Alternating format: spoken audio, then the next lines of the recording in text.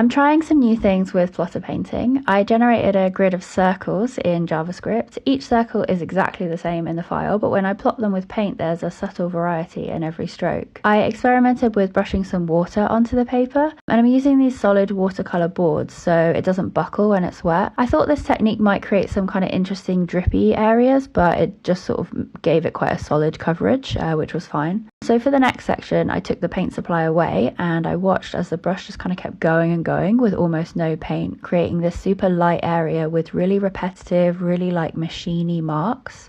A couple of times I gave the brush just a little bit of paint so it created these dark areas that fade out with each brush stroke.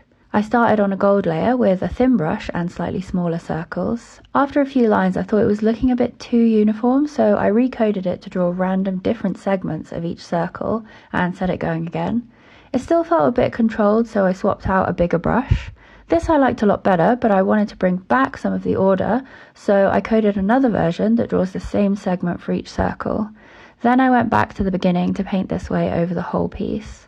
I do a lot of this kind of experimenting during the plotting process, and sometimes it means the piece itself is a bit of a throwaway, but I learn a lot. But this one I actually really like the way you can see the different layers of gold coming through. Here's the finished piece.